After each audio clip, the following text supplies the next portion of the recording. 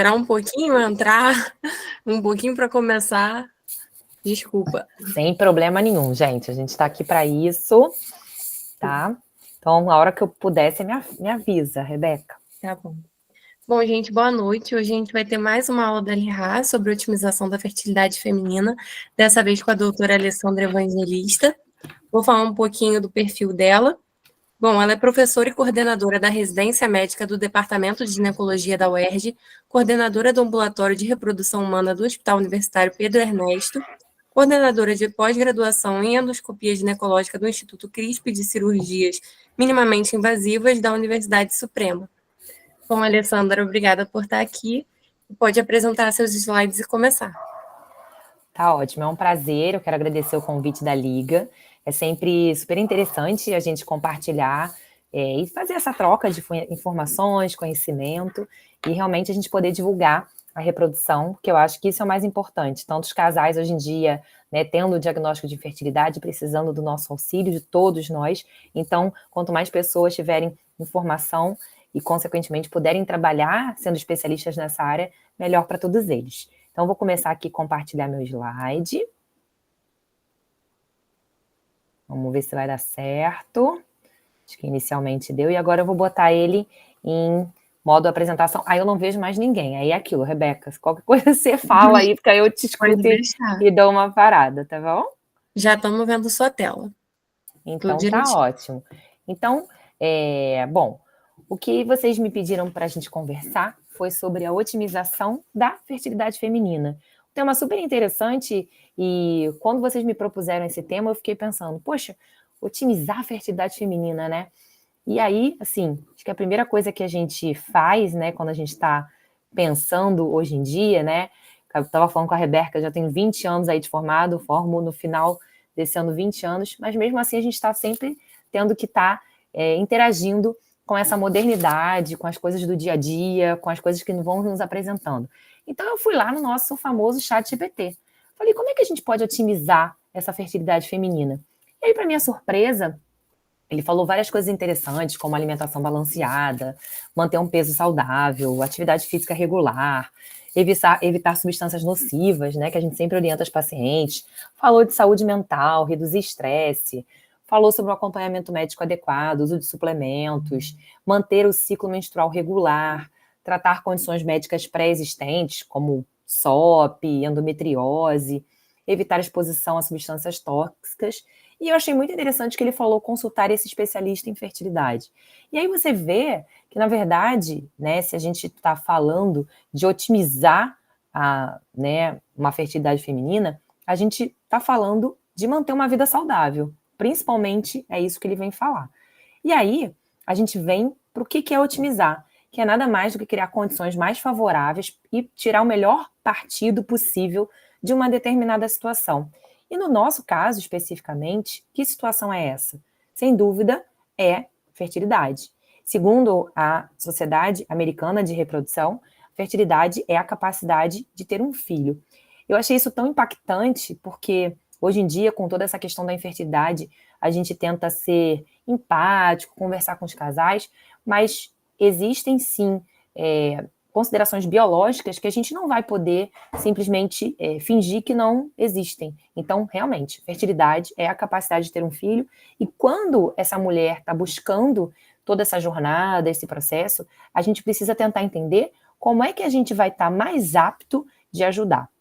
Independente de como vai acontecer esse momento, a gente tem algumas coisas que precisam estar funcionando. E quando a gente fala de uma gravidez e de um bebê em casa, a gente começa falando principalmente pela questão de todo o trato genital feminino. Então, a gente vai ter, como eu costumo até brincar com os alunos, vamos compartimentalizar uma coisa que já é dentro do compartimento chamado pelve, mas é isso mesmo, é pensar que a gente tem o útero, que a gente tem a trompa e que a gente tem os ovários. E esses três funcionando de maneira adequada, a gente, a princípio, estaria aí promovendo a fertilidade feminina como um todo. Mas será que é só isso? Será que se eu disser, né, para uma paciente, olha, tá tudo bem, seu útero está adequado, sua trompa está adequada, seu ovário está adequado, então isso já é o suficiente para você engravidar? Sem dúvida nenhuma, quando a gente está falando, por exemplo, de um tratamento de produção independente. Acabei de atender uma paciente agora que saiu de um relacionamento de 8 anos porque ele não quer ter filhos. E ela é o sonho da vida. Então ela simplesmente falou, chega, eu quero ser mãe, eu vou seguir o meu sonho e eu tô aqui justamente porque eu quero fazer uma produção independente. Então, quando a produção é independente, talvez a gente não precise, por exemplo, de intercurso sexual. A gente não precisa estar ali preocupada com janela de implantação, a gente não precisa estar ali, por exemplo, preocupada com período fértil, a gente não vai ter relação sexual, então a gente vai realmente partir para um tratamento artificial, a gente vai ter aí um sêmen de doador, ou até realmente fazer um tratamento de alta complexidade, como a fertilização in vitro, mas sem a necessidade, por exemplo, dessa questão do intercurso. Então, quando a gente fala em fertilidade natural, é comum que a gente precise sim, tanto do espermatozoide, trompa, coisas que eventualmente, quando a gente está fazendo já no laboratório, a gente pode pegar um sêmen de doador, mesmo que aquele parceiro tenha algum tipo de alteração. Por que a gente fala em otimizar o que é natural, essa fertilidade natural? Porque já é sabido que há sim um decréscimo dessa taxa de fecundabilidade mensal de acordo com a idade feminina. E essa taxa vai decaindo e vai, infelizmente, ficando cada vez menor com o avançar da idade. Isso, obviamente, a gente sabe que tem explicação relacionado à nossa parte biológica. Então, a partir do momento que há, sim, uma produção oocytária intraútero, quando ainda somos bebês dentro da barriga de nossas mães, e a partir do momento que nós vamos evoluindo, nós vamos depletando essa quantidade de ócitos iniciais, e a partir do momento que a gente menstrua e vai liberando esses óvulos, a gente só vai liberando os melhores primeiro para deixar por último, infelizmente, os com menor qualidade, a gente entende por que fica tão mais difícil engravidar após os 35, após os 40, após os 42, e justamente uma população que tem cada vez mais pensado em engravidar. Sem dúvida nenhuma, é a população que mais cresce hoje em dia em relação à sua taxa de natalidade, pacientes com mais de 35 anos, porque, na verdade, o que elas precisam é de auxílio e orientação. E é por isso que, obviamente, quanto mais profissionais estarem por dentro dessa situação, melhor. Quando a gente fala em otimizar, a gente também vai estar falando para aquele casal que está buscando a fertilidade natural sobre os dias do período fértil e a chance de engravidar de acordo com aquele período.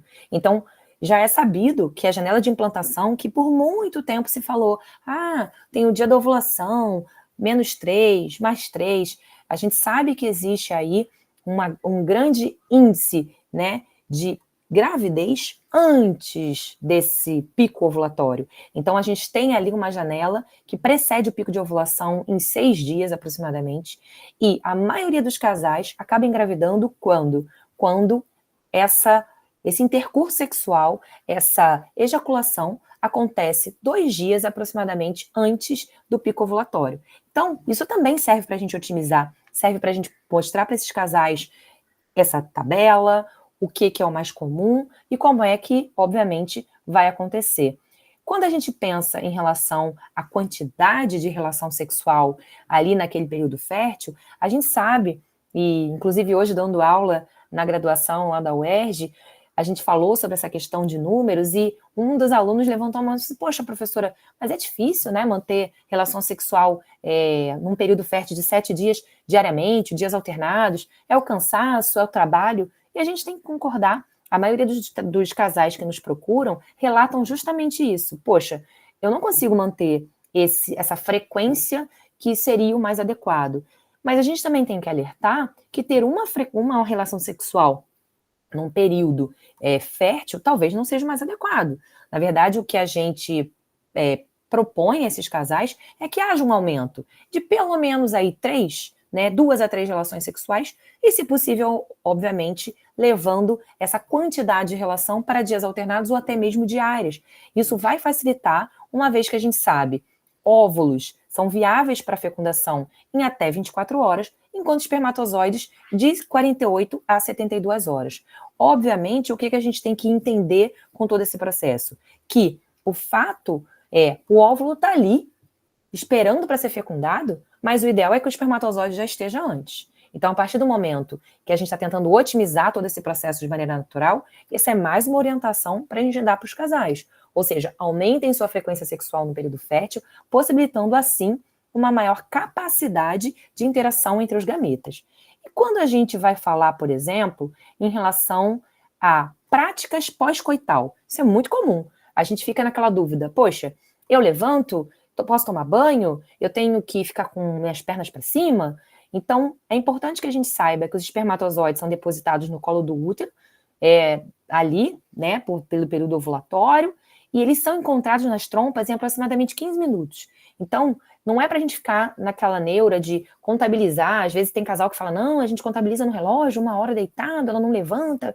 Isso não tem nenhuma interferência no processo. Assim como também a gente tem que falar sobre a questão relacionado a orgasmo, que é uma outra dúvida, né? Poxa, então, obrigatoriamente, tem que haver um orgasmo feminino? Olha, embora o orgasmo, através de toda a contratilidade uterina, possa promover o transporte de espermatozoides, não tem uma relação conhecida entre orgasmo e fertilidade. Então, a gente já vai, obviamente, conversar com esse casal que isso não é uma coisa que precisa ocorrer para que ocorra a gravidez, e principalmente também falar de outras práticas, como posição, que não existe uma posição adequada. A gente também vai ter que falar sobre a questão do uso de lubrificantes, porque alguns lubrificantes podem reduzir a motilidade desse espermatozoide, principalmente os que não são à base de água.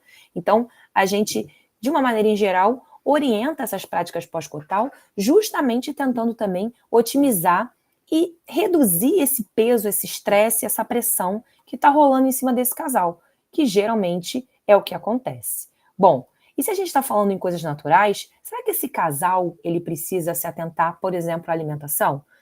Bom, a gente sabe que quando a gente está falando de dieta relacionada a tratamentos de alta complexidade, principalmente como a fertilização in vitro, a adesão à dieta mediterrânea, como consumo elevado de vegetais, frutas, os produtos lácteos de baixo teor de gordura, azeite, o peixe, ou até mesmo uma dieta holandesa à base de cereais, óleos monoinsaturados, poliinsaturados, frutas. Todas essas duas dietas têm, sim, evidência científica que aumenta as chances de gravidez clínica em curso, bem como testes gestacionais positivos e taxa de nascidos vivos maiores nos casais de fertilização in vitro. Quando a gente está falando sobre fertilidade natural, ainda não tem uma evidência sólida, uma evidência robusta que a intervenção nessa dieta e no estilo de vida realmente possa promover. Além disso, podem ser realmente recomendadas algumas modificações. O que eu sempre explico para os casais? Eu estou escutando um barulho, gente. Se vocês quiserem tirar alguma dúvida, tem que falar porque eu não estou vendo nada do chat. Bom, e aí, o que a gente fala em relação a isso, né, para otimizar para os casais? Gente, é super importante estar saudável. E estar saudável requer uma boa alimentação, requer atividade física, requer um estilo de vida saudável. É muito complicado um casal iniciar essas tentativas estando, por exemplo, com obesidade, estando, por exemplo, com doenças crônicas que poderiam estar sendo evitadas com a redução do peso, como um diabetes, como uma hipertensão. Então, a gente está o tempo todo falando sobre essa mudança do estilo de vida para que ocorra realmente uma melhor efetividade em relação ao processo. Obviamente, a gente não pode esquecer que quando a gente está falando em relação a toda essa questão, a gente tem que falar de drogas lícitas e ilícitas. A gente sabe que existe toda a questão de um consumo, então existe sim, obviamente no caso das mulheres que fumam, e mulheres fumantes têm uma probabilidade significativamente maior de serem férteis. Isso é relacionado também a abortamento de repetição, relacionado também a bebês pequenos para a idade gestacional, com placentação inadequada, então isso tem que ser conversado para que se evite o tabagismo. O etilismo é melhor evitar, mas as evidências são muito limitadas, porque se fala de, por exemplo, o uso de 2 drinks por dia ser um valor ultrapassado. Acho pouco provável que uma mulher que esteja nesse período de tentativa, ela vai tomar 2 drinks por dia. Mas é o que a gente até brincou. Mas também não pode ser daquela que não toma a semana inteira e quando chega no final de semana, ela simplesmente vai tomar 10 drinks no sábado, 10 drinks no domingo, porque já ultrapassou, né, essa carga toda semanal. Então, a gente tem que pensar também sobre isso. Em relação a cannabis, a gente sabe que a COG, ela orienta que mulheres que estão tentando engravidar interrompam o uso, porque realmente a gente não sabe até que ponto todo esse uso, até de maneira recreacional, pode interferir no desenvolvimento embrionário e fetal. Então, de um modo geral, esses casais têm que ser orientados, e principalmente a mulher, orientada para que a sua fertilidade seja otimizada, que ela deixe de utilizar determinadas substâncias como essas que foram relatadas.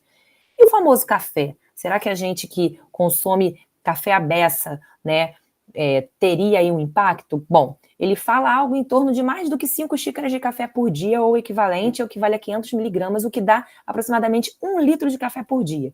Então, a partir do momento que você tem altos níveis de consumo de cafeína, sim, há uma associação com a diminuição da fertilidade. Então, se eu estou tentando otimizar essa fertilidade feminina, eu tenho que falar para essa mulher, olha, reduza as chances, né, de impactar na sua fertilidade, reduzindo a quantidade, o consumo de cafeína que você faz. O consumo moderado de cafeína, de 1 a 2 xícaras por dia, antes ou durante a gestação, não tem esse efeito adverso aparente, então poderia ser mantido sem problema algum.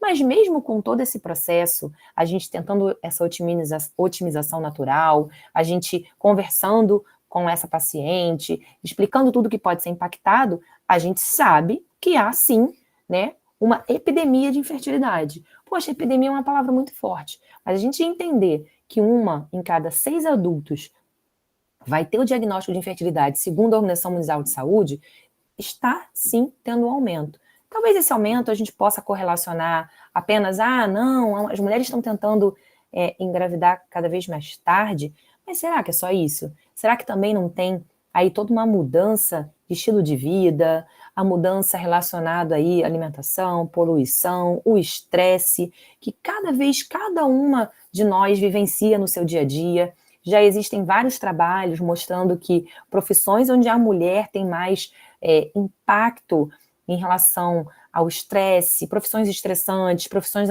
em que a mulher precise estar ali nessa lida em plantão, não dormindo adequadamente, o estresse aumentado, tem impacto na sua reserva ovariana. Então, isso tudo realmente está relacionado justamente para a gente dizer. A gente vai falar disso. A mulher, ela vai querer engravidar quando ela tem uma estabilidade financeira, emocional e ela tem maturidade. Hoje em dia não cabe mais aquela questão de, não, né, engravidei cedo, sem planejamento. A maioria de nós não quer isso, a maioria de nós quer realmente ter essa fertilidade otimizada para engravidar no momento que nós quisermos. E é isso que é importante a gente entender. Qual é a realidade atual? É isso. A gente tem um aumento da expectativa de vida, a gente tem uma melhora na qualidade de vida, sim, a gente tem uma medicina de ponta hoje em dia e conforme vai evoluindo a inteligência artificial, a gente passa a ter muito mais chance de cuidado de doenças que não tinham cuidado, desenvolvimento de substâncias. Hoje em dia, a gente já fala, inclusive, de tratamentos de cânceres que a gente nem pensava, aumento de sobrevida de outros cânceres, que, infelizmente, tinham uma alta taxa de mortalidade. Isso tudo vai, sim, levar a um aumento de expectativa de vida e vai levar essa mulher a ter decisões profissionais que vão atrasar essa decisão de constituir a prole. Então, a partir do momento que existe muito mais mulheres entre 40 e 44 anos tentando engravidar, eu tenho uma redução natural da fecundidade. Não tem jeito e a gente não tem que achar que, não, mas nós estamos agindo de uma maneira diferente, a gente está agora em cargos de liderança, em cargos de chefia, em cargos de gerência, certíssimas estamos nós. Mas a natureza não combinou com a gente como é que a gente pode fazer para não ter um impacto de toda essa questão de tempo, de qualidade nos nossos gametas. Então, existe sim uma a idade afetando significativamente a fertilidade feminina, com uma redução gradativa. Então, a mulher, quando tem ali até os seus 35 anos, ela tem em torno de 20% de chance de gravidez por mês. Quando ela bate ali 36, 37, isso vai aproximadamente 15% ao mês. Com 38 vai para 10% e com 40 cai para 5%. É lógico que se nós, que somos profissionais que estamos lidando nessa área com a reprodução, a gente não alertar essas pacientes, a gente vai achar o tempo todo que não tem problema algum a gente engravidar. Porque o que a gente aprendeu é que se a gente está menstruando de maneira adequada, se a gente está com um ciclo regular, ciclo adequado, a gente pode engravidar. Mas existe sim esse declínio. Então, as células germinativas não são reabastecidas ao longo da vida, existe essa depressão, tem uma diminuição dessa qualidade ocitária, não só pelo tempo em que eles estão ali armazenados no ovário, mas também porque a natureza, através da seleção natural, seleciona melhores óvulos para serem liberados antes, porque ele entende que você deveria engravidar mais cedo, você já está pronta para o processo. Então, biologicamente, não estamos preocupados se você quer fazer mestrado, doutorado, vai virar CEO. Nós estamos preocupados de você manter, por acaso, aí a raça humana. Então, engravide, e cedo. Então, esse é o detalhe quando a gente está falando em relação à questão gravidez. E, como já foi dito, a gente tem essa depressão natural. Então, quando a gente começa ali a menstruar, a quantidade de óvulos que a gente tem é de 300 a 500 mil ócitos.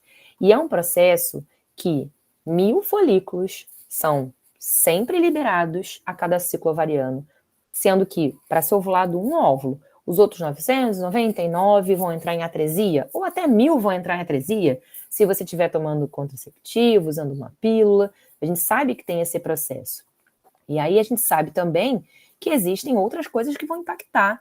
Doenças como a endometriose, o estresse, a própria história genética. Quantas pacientes não têm noção se as mães pararam de menstruar antes dos 40?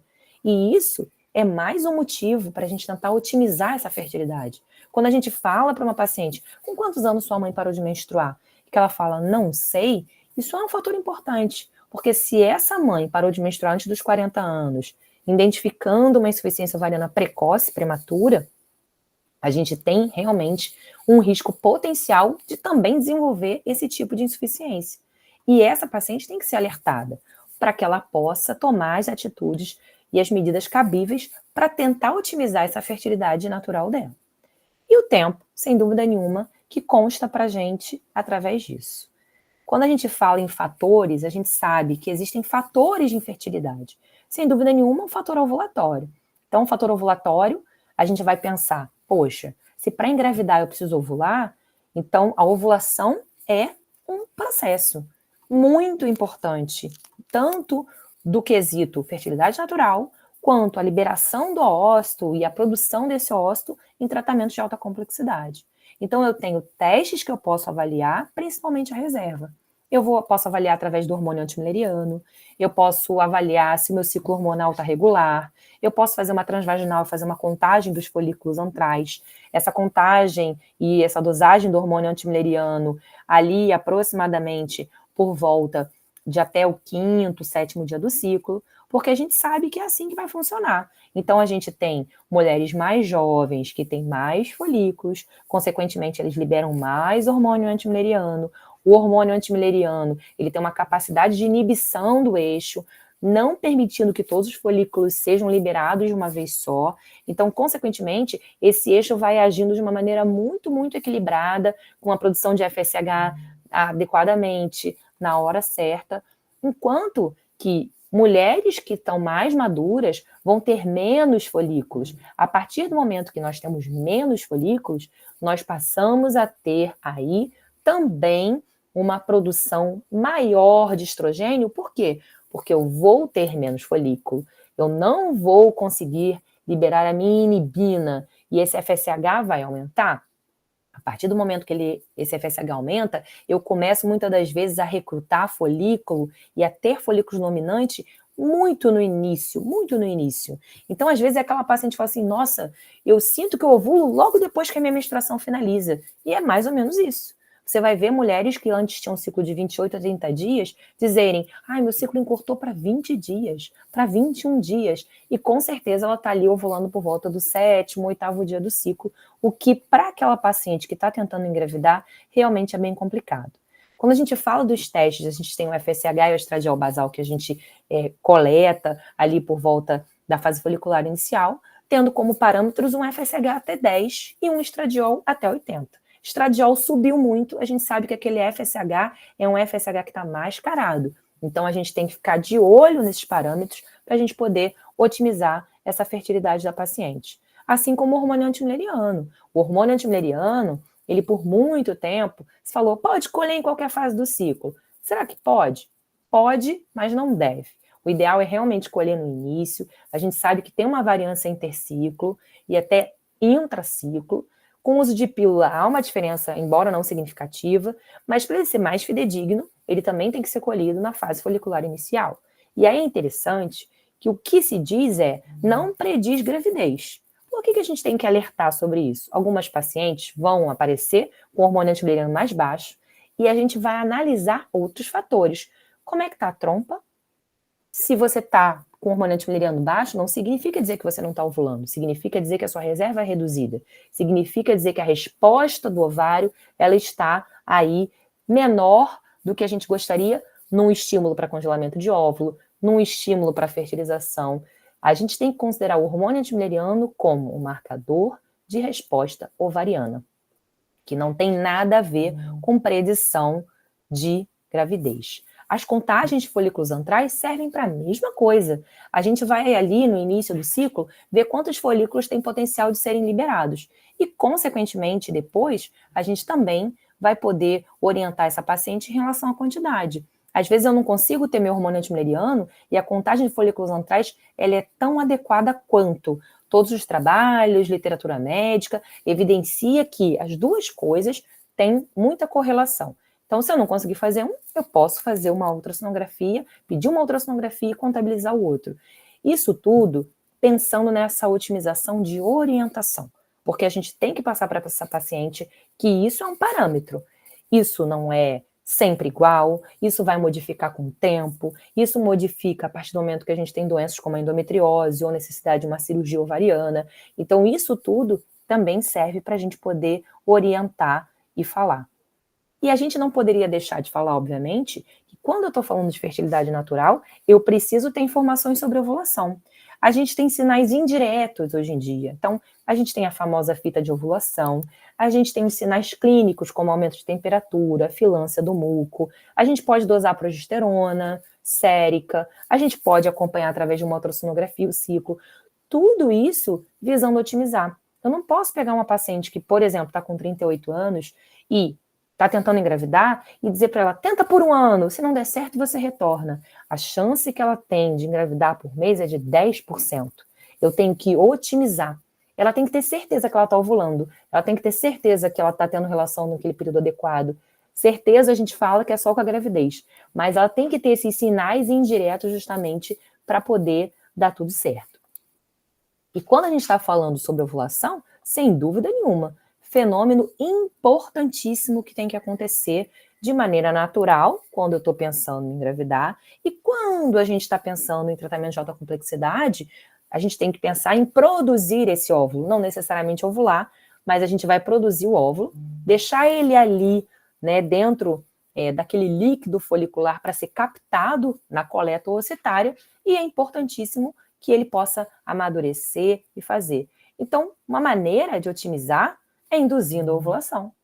A gente sabe que existem medicações que permitem todo um aparato de ajuda para o clínico, justamente para a gente poder induzir. Bom, o que eu posso fazer? Eu posso induzir, por exemplo, com CERM, um inibidor da aromatase, quando estou pensando em baixa complexidade. Então, eu dou lá um comprimido, aquela paciente toma aquele comprimido por um período adequado, e depois o que vai acontecer é simplesmente a gente passar a acompanhar através de ultrassonografia.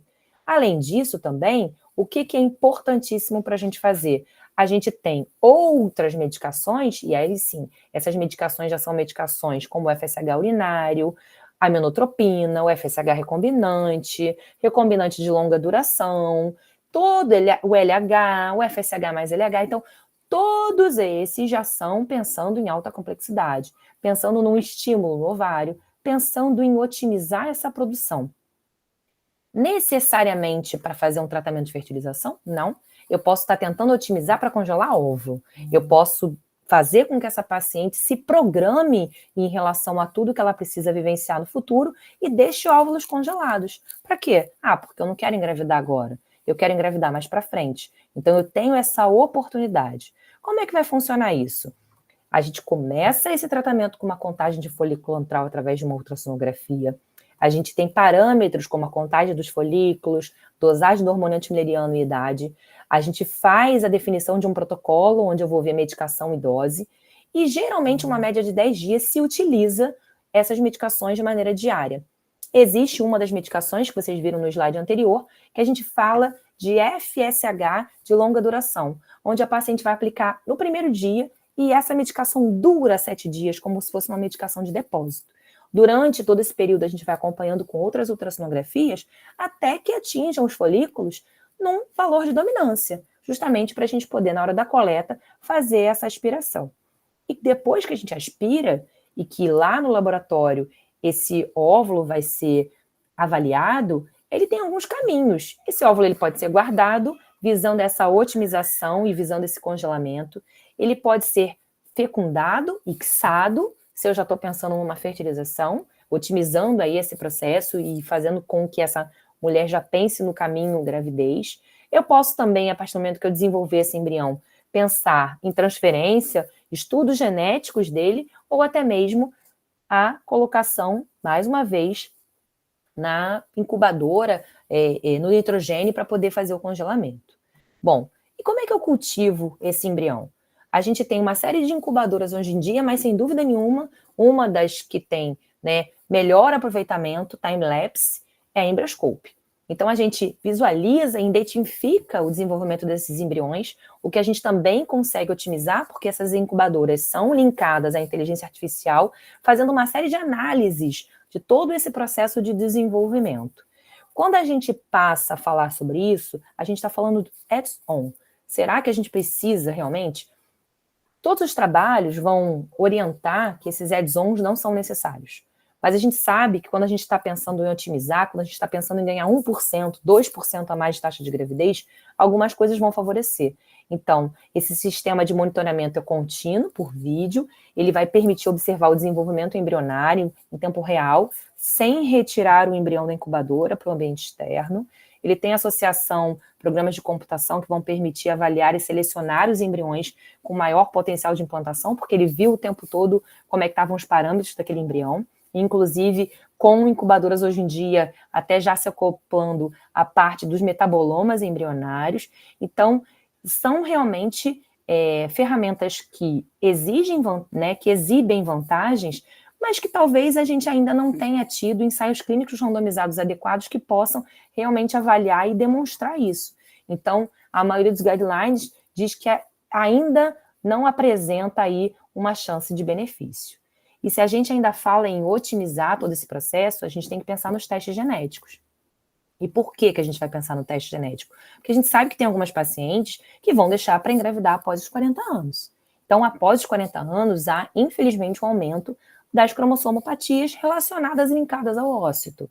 Então, a partir do momento que eu tenho testes genéticos que podem fazer, como o PGTA, um screening desses embriões, a gente consequentemente pode ter aí essa avaliação. Os outros testes, PGTM, SR e até o mesmo P, já são testes mais específicos que não vão visar a otimização. Mas o PGTA, ele pode, por exemplo, fazer uma seleção daquele embrião.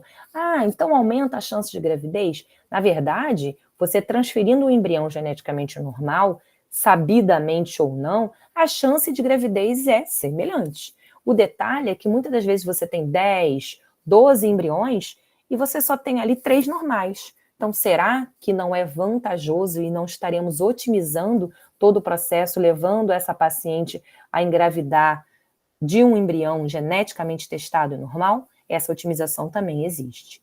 E aí a gente vai falar sobre a idade materna, acima de 38 anos, que é beneficiada com o teste do PGTA, pacientes que têm aborto de repetição e, obviamente, que paciente, né, não precisa mais de otimização da sua fertilidade do que uma paciente que está sempre engravidando e, infelizmente, não tendo sucesso no desenvolvimento da gestação, mas também pacientes que já passaram por ciclos de fertilização sem gravidez e gestações anteriores com alterações cromossômicas, porque isso tudo pode levar realmente esse casal a ter aí uma chance maior de otimização e essa mulher de otimização da sua fertilidade. E quando a gente fala em futuro, talvez a gente esteja caminhando justamente para uma engenharia genética, por que não? A gente vai ter aí o diagnóstico de alterações genéticas e a gente vai ter como consertar o problema. Hoje em dia, infelizmente, quando você faz o diagnóstico de um embrião geneticamente alterado, pela regulamentação brasileira é permitido descarte. A gente não consegue consertar. Então, será que no futuro a gente não vai dizer para aquela paciente que, infelizmente, tem apenas um embrião e esse único embrião alterado geneticamente, será que a gente não vai poder dizer, olha, fica tranquila, a gente tem como consertar, a gente tem como modificar esse pedaço que não está adequado do seu embrião? Sem dúvida, isso é uma possibilidade. O CRISPR-Cas9 é um método de edição genômica, ele vai usar, né, explorar uma enzima natural de DNA em bactérias chamado Cas9, então ele direciona edição de genes específicos, então realmente é o futuro. A gente pode até falar assim, nossa, mas que viagem, né, será que isso vai acontecer mesmo? Mas, gente, até bem pouco tempo atrás, né, 1978, não existiam bebês de fertilização in vitro. A primeira nasceu em 1978, e também não é há tanto tempo assim, né, ela está com 46 anos. Então, a gente está vendo a medicina reprodutiva avançar muito rápido. O desenvolvimento de tecnologia está indo muito rápido. Então, isso tudo vai realmente fazer parte. Falando em mais uma otimização e mais um add-on, nós temos testes de receptividade endometrial que vão se caracterizar justamente por avaliar o endométrio na sua expressão gênica de receptividade, na presença de uma flora bacteriana normal e na presença de patógenos que possam causar uma endometrite. Isso é utilizado de maneira rotineira? Não. O grande problema desses testes, pensando inicialmente na otimização, bom, eles foram lançados com uma ideia maravilhosa, que você poderia estudar o endométrio da paciente, dizer se a janela de implantação está adequada ou se ela está desviada para um lado ou para o outro, e você, consequentemente, ajustar essa janela. E aí, começou-se a fazer, achando que realmente era mais uma ferramenta, mais um teste que ia elevar essa fertilidade. Só que, infelizmente, o teste não se mostrou tão eficaz quanto ele propunha. Primeiro, que nós avaliamos, por exemplo, um endométrio que foi produzido em julho e vamos transferir em setembro. Será que quimicamente, bioquimicamente é o mesmo endométrio? Então isso já era, obviamente, uma dúvida inicial e principal. E sim, pacientes que têm problemas uterinos, endometrite de repetição, ainda se beneficiam da análise dos patógenos da flora bacteriana, mas a expressão gênica ela tem sido cada vez menos utilizada e cada vez menos falada. E, voltando para essa parte de otimização especificamente da mulher, a gente tem que lembrar de tratamentos, por exemplo, como a criopreservação. A criopreservação, ela iniciou lá por volta, né, dos seus anos 1998, que foi a primeiro, né, transplante de tecido ovariano feito por Octai, e ele tem evoluído a passos largos, ele não é mais considerado uma... vamos dizer assim, técnica experimental. E mais importante do que isso é a gente entender que realmente a gente necessita evoluir. Então, talvez aquela paciente que vá para uma cirurgia e que essa cirurgia seja uma cirurgia que ela, infelizmente, não tem como não fazer, ao invés de submeter essa paciente a um estímulo ovariano, coleta dos óvulos, no futuro a gente possa falar assim, olha, a gente vai otimizar todo o processo. A gente vai pegar um fragmento do seu ovário, na própria cirurgia, a gente vai deixar criopreservado pequenos tecidos que depois vão ser reimplantados. Ou, quem sabe, melhor ainda, que eu vou produzir com o amadurecimento in vitro esses oócitos. Isso também né, no futuro pode ser que seja uma realidade. Além disso, a gente visando esse implante, a gente tem toda uma técnica, e aí ele fazia a retirada, reimplantava no próprio ovário. Então, alguns outros testes foram feitos em implantes heterotópicos, como região de antebraço, parede abdominal.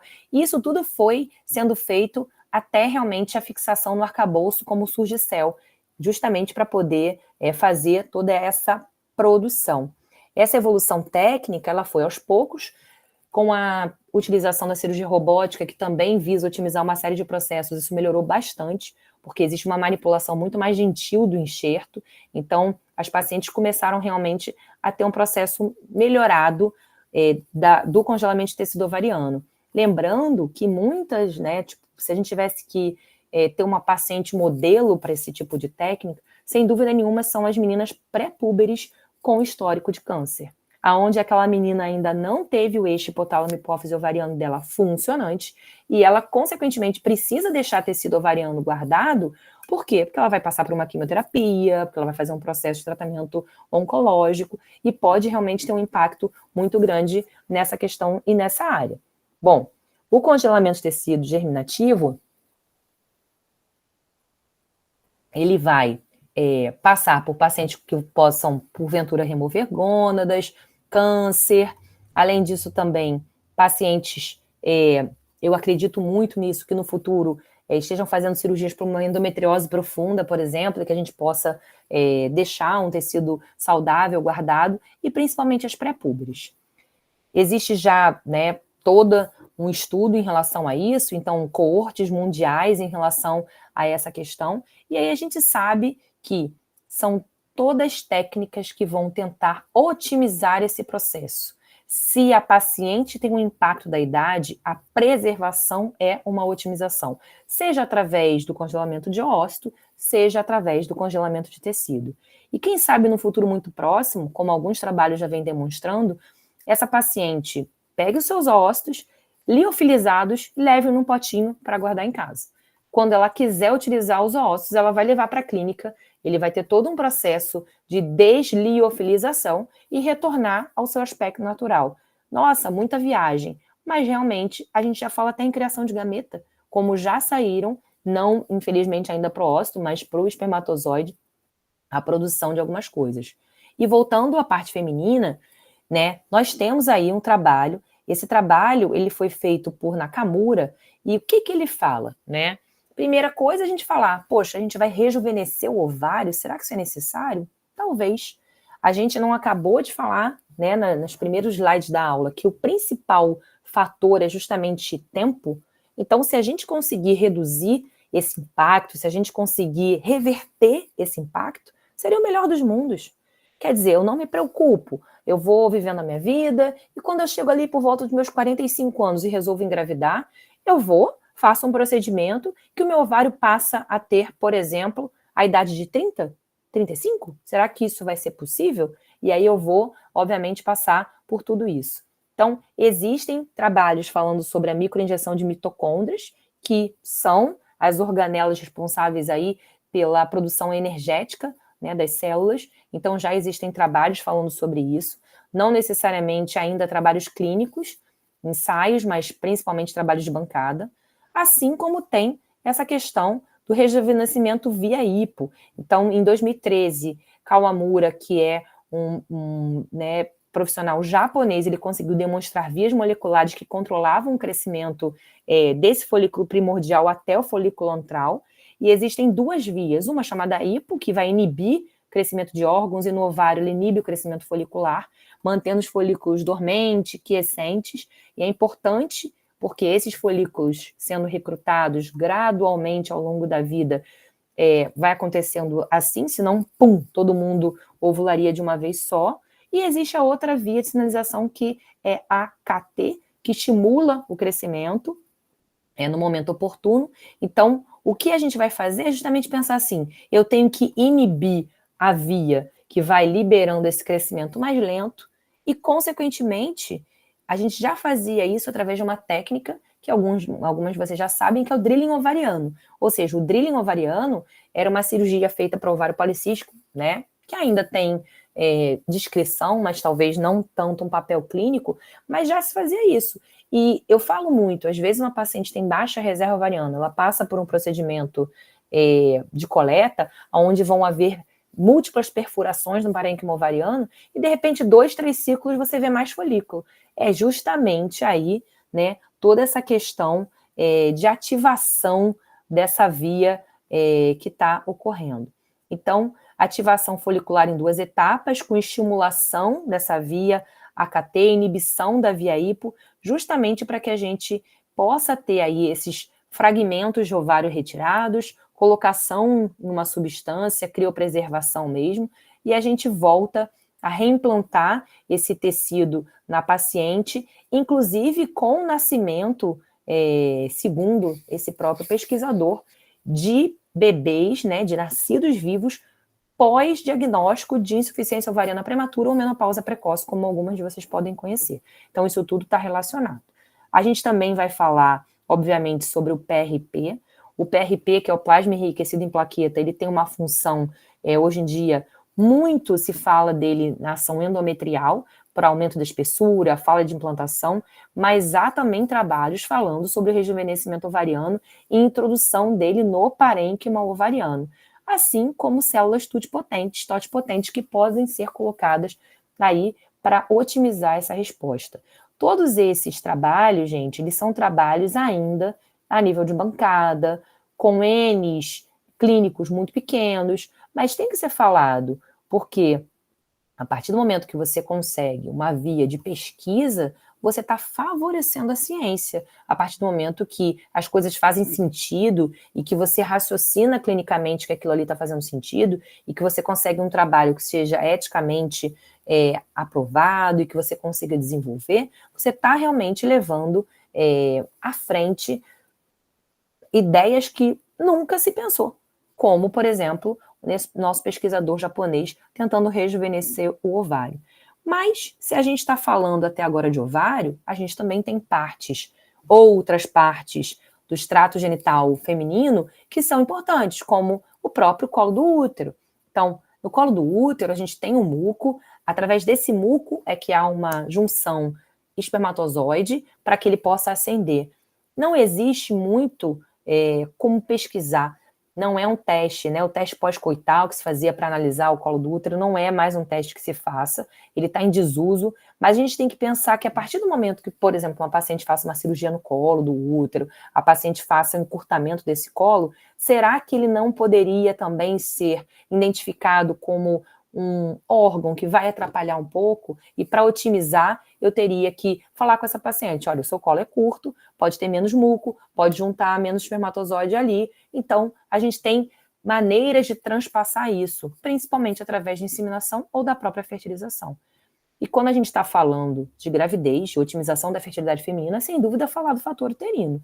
Então o fator uterino, ele equivale a 5% das causas de infertilidade e está aí voltada para pólipos, miomas, adenomiose, alterações milerianas, a própria endometrite, e a gente vai começar falando sobre miomas, então, que são realmente tumores muito prevalentes. Segundo a última classificação da FIGO, aqueles que mais impactam na fertilidade são esses considerados 0, 1 e 2, que são submucosos, cada um com a sua penetração na cavidade intrauterina, principalmente porque a gente tem que falar de como afeta. Então, afeta através do contorno da cavidade, através de uma pressão mecânica, inflamação local, chegando menos sangue àquele endométrio que está se preparando para receber o embrião. E a localidade, quanto mais perto do colo do útero ou dos ossos tubários, também vão levar a uma distorção anatômica.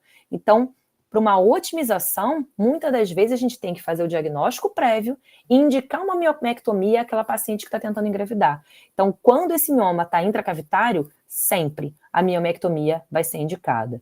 Quando essa paciente está com os miomas do lado de fora do útero, a gente não vai indicar? Será? Vai depender do tamanho, talvez ele não impacte na fertilidade, mas possa impactar depois no desenvolvimento gestacional. E hoje em dia se fala muito dos miomas chamados FIGO 3, que são esses na parede, e que a gente, para otimizar essa fertilidade, a gente tem que avaliar muito. Se ele distorce cavidade, se ele está acima de 5 centímetros, e se essa paciente, infelizmente, já teve falhas de implantação para o seu desenvolvimento. Sem dúvida nenhuma, a miomectomia robótica, com o advento da robótica, a gente consegue otimizar principalmente esse approach ao miométrio, ou seja, dando pontos, fazendo a sutura de uma maneira mais adequada e permitindo que esse útero fique realmente anatomicamente ideal com o passar do tempo. Assim como tratar, por exemplo, uma adenomiomectomia.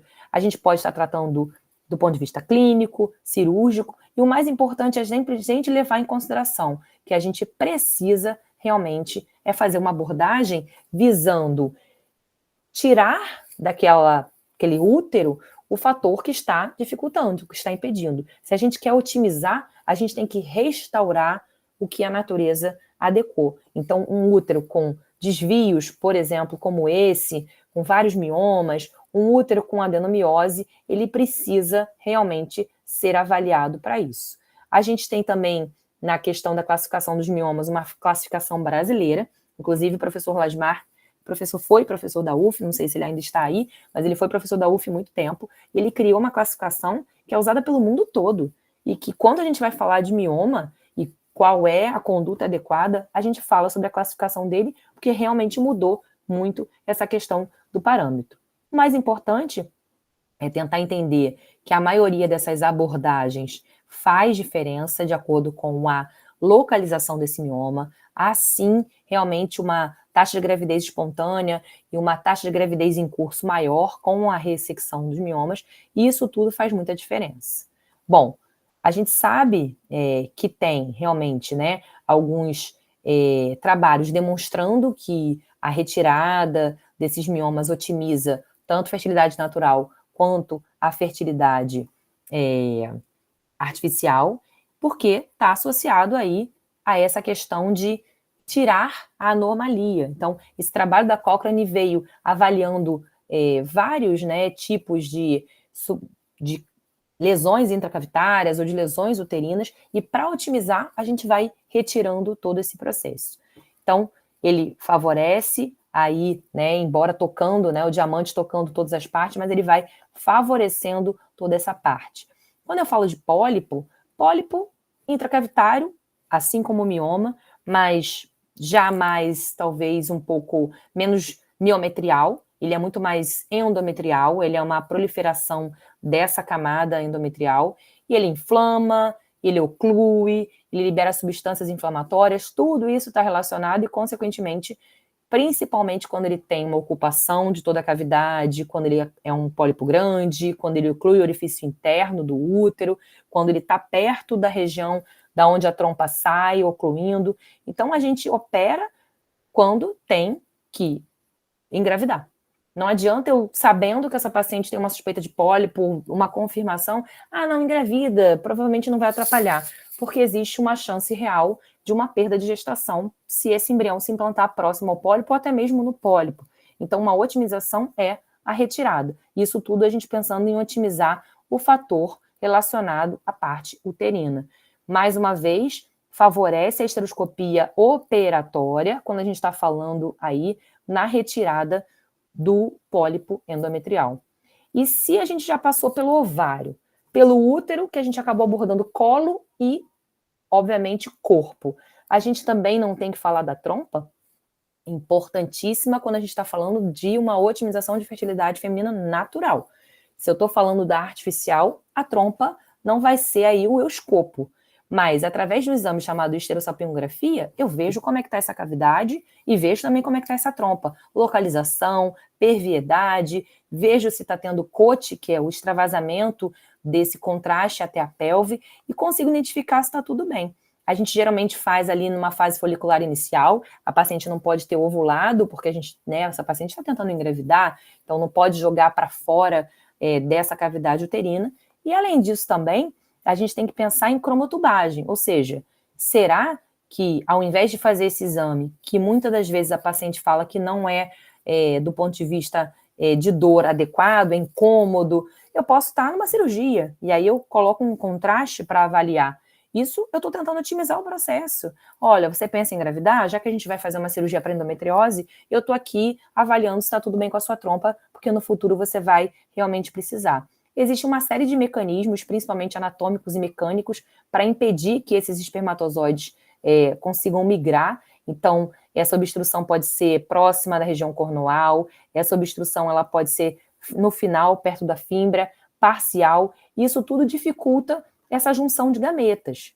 Além disso, também, quando a gente está pensando em opções terapêuticas para o fator tubo peritoneal, sem dúvida nenhuma a gente vai falar de FIV.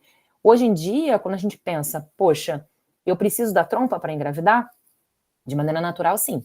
Se eu quiser realmente partir para um tratamento de alta complexidade, por quê? Porque eu já avaliei que eu estou tentando há muito tempo, porque eu já avaliei que eu tenho uma idade que, né, me permite pouca chance natural, então eu já estou tentando há muito tempo, já não quero mais ficar naquela tentativa, eu vou passar para a fertilização. E essa tentativa na fertilização é uma, digamos assim, terapia para esse fator, onde a trompa não estando funcionando, óvulo e espermatozoide vão se encontrar, deveriam se encontrar na trompa, mas se encontram no laboratório. É o que a gente sempre brinca. O laboratório de FIV é uma grande trompa. Está ali funcionando cheio de pessoas que vão fazer essa junção que deveria estar ocorrendo de maneira natural. Quando a gente fala em cirurgia para trompa, isso também pode otimizar. Poxa, eu posso estar diante de uma paciente que, primeiro, é jovem, segundo, tem chances reais de uma gravidez natural, terceiro, está num ambiente que muitas das vezes eu não consigo ofertar esse tratamento de alta complexidade, não deveria ser assim, mas a gente sabe que infelizmente é. Então, através dessa técnica da microcirurgia, principalmente através da cirurgia robótica, a gente consegue fazer, por exemplo, uma reversão de uma ligadura tubária, microcirurgias para remoção de pequenos stops que possam ter na trompa, pequenas obstruções, isso tudo a gente vai conseguindo fazer. Obviamente, se eu estou indicando a fertilização, algumas vantagens, como taxas boas de gestação por ciclo, menos invasivo com a cirurgia, mas a gente não pode falar de custo, necessidade de múltiplos hormônios, chance de uma síndrome de hiperestímulo, isso tudo vai levar em consideração. Enquanto que a cirurgia tubária é um procedimento único, minimamente invasivo, vai permitir, por exemplo, tentar gestar por mais ciclos do que apenas uma tentativa na fertilização, principalmente se a paciente não produzir mais de um embrião, para depois ter toda a questão da transferência embrionária. E a gente sempre vai ficar nessa questão, poxa, se eu tenho uma trompa inadequada, eu quero otimizar o meu processo, o que eu faço? Eu posso indicar FIV, eu posso indicar cirurgia. Vai depender de uma equipe experiente, todo o material de microcirurgia tubárica adequado, tenho que ver se a paciente é uma paciente que tem menos de 35 anos, não tem outro fator associado, se a anatomia tubária dela é adequado, isso tudo é importante para a gente poder realmente falar sobre esse processo. E aí a gente vai levar em consideração várias cirurgias. A gente tem cirurgias que sejam feitas bem no início da trompa, da junção com o útero, a gente pode ter distais que têm melhor prognóstico, e aí justamente às vezes uma hidrossalpinge, e aí mais uma vez pensando em otimização, a gente sabe que a hidrossalpinge sustentada, ela infelizmente impacta negativamente na implantação embrionária, então muitas das vezes você vê aquela paciente que tem uma trompa dilatada, inflamada, infelizmente que não está adequada, para a otimização desse processo ela tem que ser retirada. Eu sei que é difícil a paciente que está tentando engravidar entender, poxa, mas eu estou tentando engravidar e vocês vão tirar minha trompa, que eu geralmente explico, essa trompa, ela não está mais funcionando. Essa trompa está sendo um acúmulo de substâncias inflamatórias que, infelizmente, estão refluindo para o seu útero, aonde vai ser colocado o seu embrião. Então, a gente precisa realmente promover aí a remoção dela. Existem, obviamente, cirurgias, né, obstruções tubárias com um prognóstico infelizmente pior, que aí a gente vai ter que pensar realmente em como reaver essa trompa. Muitas das vezes vai ser mais interessante remover e indicar a fertilização. E, de acordo, né, com o comitê prático, a reversão de laqueadura tubária ela é uma prática que pode ser indicada, conforme nós já falamos, tentando otimizar, sabendo a idade, reserva ovariana, status do sêmen, tudo isso para avaliar se realmente vai ser factível a realização desse tipo de cirurgia. E aí se fala muito que algumas vezes, relacionado principalmente à técnica, há um aumento. Hoje, né, uma aluna perguntou isso para mim no ambulatório, poxa, mas reverte e tem uma taxa de sucesso? Então, existem trabalhos, sim, mostrando que a taxa de gestação em pacientes com menos de 40 anos, que não tem nenhum outro fator, realmente, ao longo de 2 anos, bate 90% de taxa de gravidez cumulativa, mas a gente não pode, obviamente, falar de taxa de gestação ectópica que pode chegar a quase 10%. Por quê? Porque é uma trompa que foi mexida, foi suturada. Então, isso tudo leva em consideração. E aí a gente sabe, obviamente, que técnicas robóticas podem favorecer justamente por ser minimamente invasivo, por ser mais pontual em sua abordagem, na sua sutura. Então, mais uma vez, é um procedimento que tenta otimizar os procedimentos que sempre foram realizados, como miomectomia, cirurgia tubária, mas tenta otimizar pela sua precisão operatória. Então, muitas das vezes, indicar esse tipo de procedimento para uma paciente que precisa restaurar a sua anatomia, ter a sua fertilidade feminina renovada, a gente pensa em procedimentos que tenham menos impacto e que efetivamente possam realmente favorecer, inclusive com técnicas com menor sutura possível, a técnica de um ponto, por exemplo. E, obviamente, a gente não pode deixar de falar, tentando, obviamente, otimizar o processo até mais próximo do natural da inseminação. Então, a inseminação intrauterina, ela é um procedimento que, embora menos indicado hoje em dia que a fertilização in vitro, mas ela é um tratamento, embora de baixa complexidade, que se utiliza do laboratório. E aí a gente vai chegar à conclusão de que existem seus pormenores para tentar indicar, falar, bom, então o que eu posso fazer? Primeira coisa, eu posso estar diante de uma mulher que deseja fazer uma produção independente, então o sêmen não vai ser, obviamente, ela não está aí com parceiro, ela vai escolher um sêmen de um banco, então é um sêmen, é uma inseminação artificial com doação. Podemos também estar diante de um casal de mulheres que vão escolher o processo de inseminação porque ela é uma mulher jovem, então ela não deseja fazer ainda a fertilização. Isso tudo tentando realmente otimizar o processo. Algumas indicações, mas sem dúvida alguma o fator masculino nos casos dos casais heterossexuais são mais relacionados, principalmente quando a gente ainda tem um fator masculino leve a moderado e que a gente consiga uma determinada taxa de recuperado. A inseminação tem algumas etapas, como indução, controle ovulatório, coleta do sêmen, capacitar esse sêmen para ser alocado intracavitário, e critérios para boa indicação, porque não adianta nada eu tentar otimizar um processo e não indicar de maneira adequada. Então, eu preciso de uma cavidade uterina sem anormalidade, eu preciso de um ovário funcionante com uma boa reserva, eu preciso pelo menos uma trompa funcionando, eu preciso ter um critério de sêmen pós-capacitação adequado. A gente sabe que uma concentração aceitável é acima de 5 milhões, a mínima seria 2, mas sem dúvida nenhuma você fazer uma inseminação com 2 milhões, a chance de sucesso, ela reduz muito, sendo que na literatura se diz o ideal é pelo menos 8 milhões de espermatozoides por ml. E tudo isso leva a gente a crer que otimizar é saber fazer um bom diagnóstico, alertar essa paciente sobre o impacto biológico natural que acontece sobre a fertilidade dela e principalmente conduzir da maneira mais adequada possível. Então, a Sociedade Brasileira de Ginecologia e Obstetrícia, ela orienta os seus ginecologistas, aquele ginecologista generalista que não está na ponta das clínicas de reprodução, não estarão como vocês vão estar, ou seja, especialistas dentro de inserções mais de alta complexidade, mas que são os médicos que recebem as pacientes. Então, se a gente não souber fazer um bom diagnóstico, não saber qual tratamento indicar, a gente não vai conseguir otimizar o processo, a gente não vai conseguir ajudar essas pacientes a fazer todo esse desenvolvimento como ele deve ser. E aí, consequentemente, a partir do momento que a gente está tratando adequadamente, a gente está fazendo um bom diagnóstico, a gente também está otimizando. O que eu sempre oriento é o alerta, é o orientar e o informar sobre o impacto, sobre a idade, sobre reserva. A gente não deixar aquela nossa paciente simplesmente, eu estou menstruando, então eu estou ovulando, então eu tenho chance.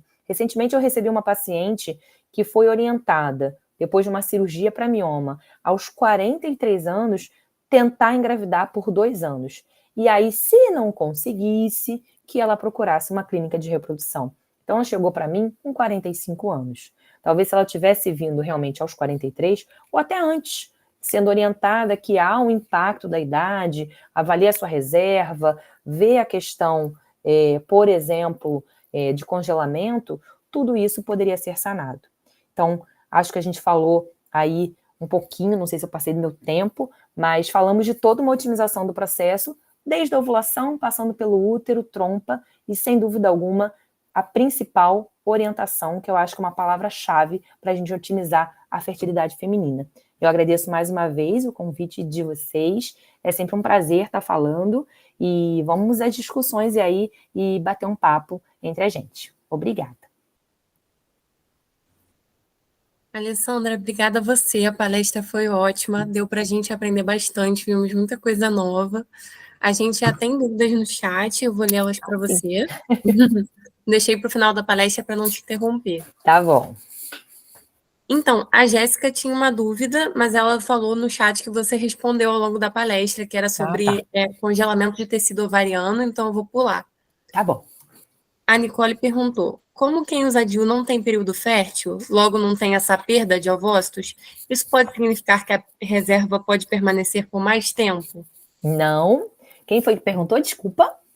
Foi a Nicole. Então, Nicole, isso é um pensamento que a gente precisa desmistificar, porque a gente acha que porque a gente não está ovulando, a gente está guardando os nossos ovinhos dentro da gente. Mas a gente não faz isso. A partir do momento que a gente começou a menstruar, algumas de nós com 11, outras com 12, não importa, a gente perde 1000 folículos a cada ciclo. Ah, mas eu não tenho ciclo, eu estou bloqueada. Não importa, o ciclo ovariano não é o ciclo menstrual. Ele vai ocorrendo e a gente vai perdendo os nossos óvulos independente da nossa vontade. A gente está grávida, a gente está perdendo folículo, a gente está usando pílula, está perdendo folículo. Então, o uso de pílula... calma aí que eu não consigo ler tudo. Inclusive, a Gabriela pergunta na seguinte, que com o uso de anticoncepcional sempre emendado por 3 meses, se também aumentaria a reserva. Nada disso aumenta, gente, nada. Nenhuma dessas técnicas de contracepção, onde a gente não está ovulando, vai deixar de fazer a gente perder.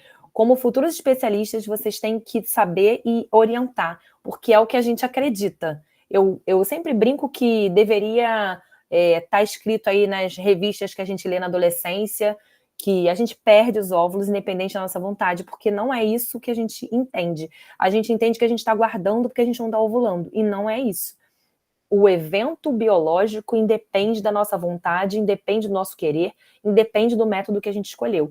Então, a mulher pode estar usando um DIU de cobre, que está ovulando todo mês, ou ela pode estar usando um DIU Mirena, que ela pode estar bloqueada e ela está perdendo o óvulo do mesmo jeito. Então, o mais importante é ter essa orientação, é a gente cada vez mais orientar sobre a avaliação da reserva de maneira precoce, principalmente para que essa paciente, né, possa definir se ela quer congelar. Então, não adianta a gente falar assim para a paciente, não, fica tranquila, você está menstruando, quando você quiser tentar, você tenta. Porque isso não é uma verdade. Vai sempre impactar, entendeu? Seria maravilhoso se poupasse, né? Mas não poupa. Eu digo que vocês aí, entendeu? Estão aí, começando toda essa pesquisa, é o que eu falo. A pessoa que inventar, né, uma medicação que a gente possa utilizar, por exemplo, de depósito a cada 3 meses, mensal, que iniba essa depressão oocytária, que a gente comece a utilizar lá na menstruação, lá na menarca, essa pessoa vai ganhar o Nobel. Porque, sem dúvida, é o que a gente quer, e a gente não consegue. A Nicole agradeceu, inclusive. Obrigada. Uma pergunta aqui da Raíza. Existe alguma medida que pode auxiliar mulheres que têm falhas de implantação nos tratamentos de FIV? Vamos lá. A gente hoje em dia tem falado muito do PRP intracavitário, a gente tem falado muito do estudo genético embrionário, porque a gente não sabe se as outras tentativas dessa paciente foram feitas esses estudos, Mas, mais uma vez, todos os add-on dentro da reprodução, eles não têm uma robustez para serem indicados com evidência científica. A gente fica naquela situação assim, a gente sabe que existe, algumas vezes a gente faz porque já tentou de tudo, mas evidência mesmo não tem. Então, PRP é uma coisa que está sendo muito estudada.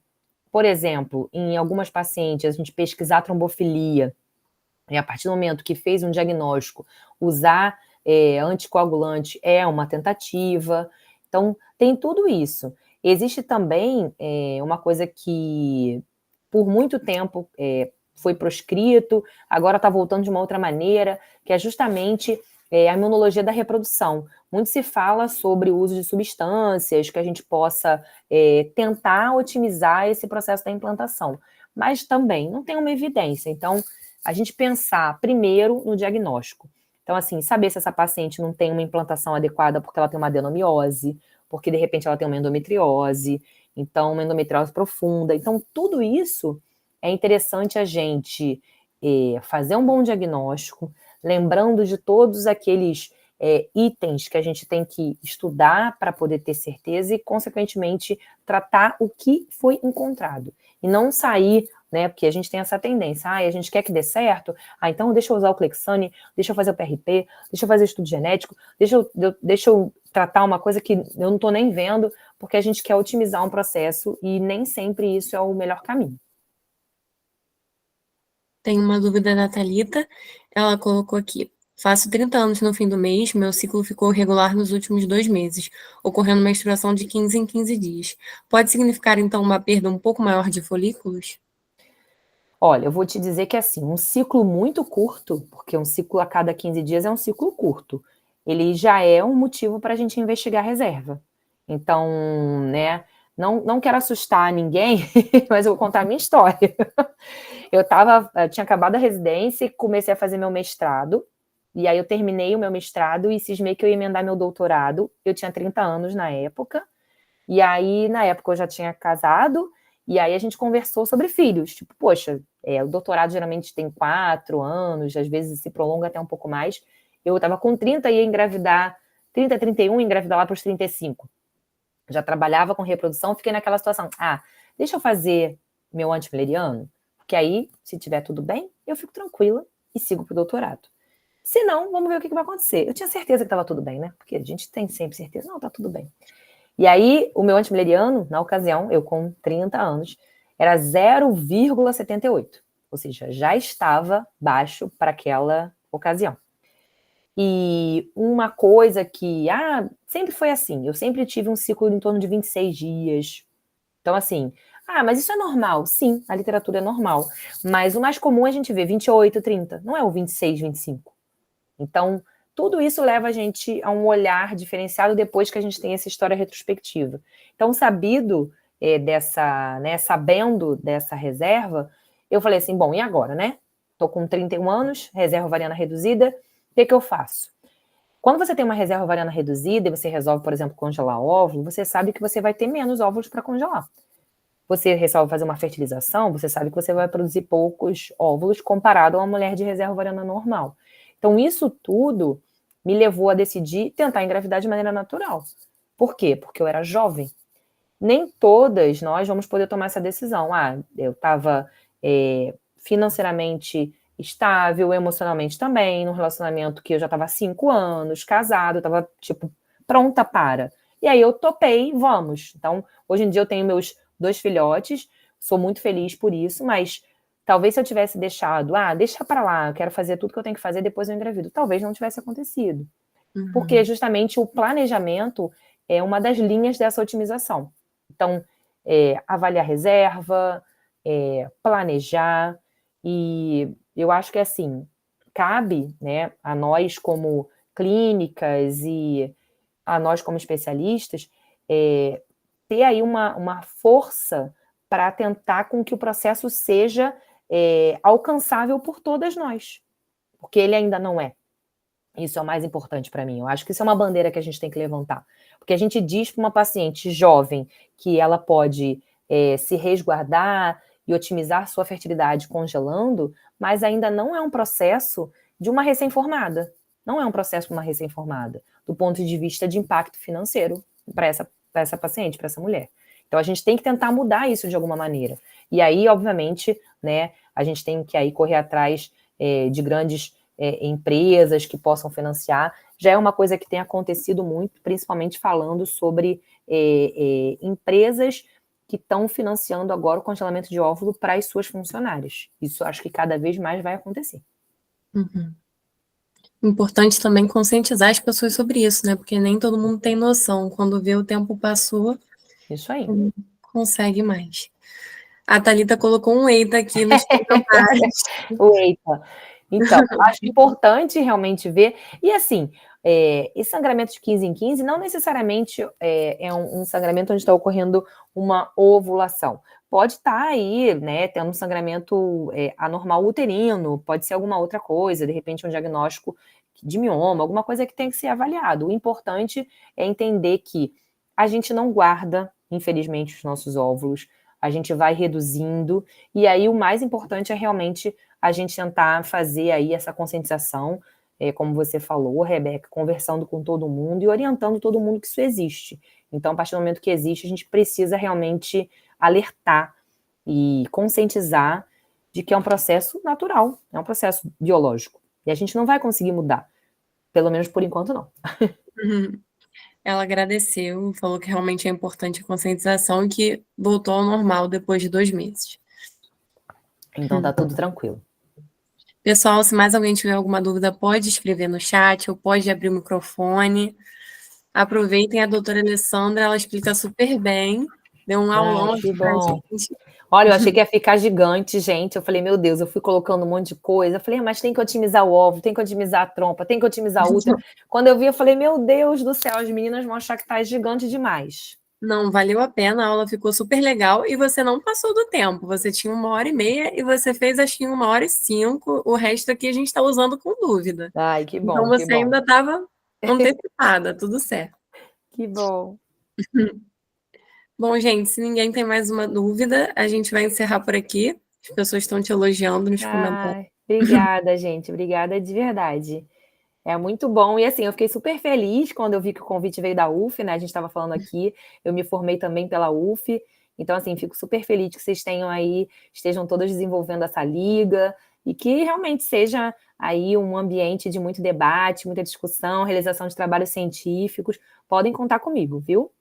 Ai, tomara, e muito obrigada, doutora Alessandra, de verdade, ajuda muito a gente, vocês virem aqui, conversarem, ajudarem a gente a ganhar conhecimento, né? Sim. E você foi ótimo, muito obrigada mesmo. Ai, obrigada, gente. Então é isso, boa semana, gente, tchau, tchau, até a próxima. Tchau, gente, muito obrigada. Obrigada a você. Tchau.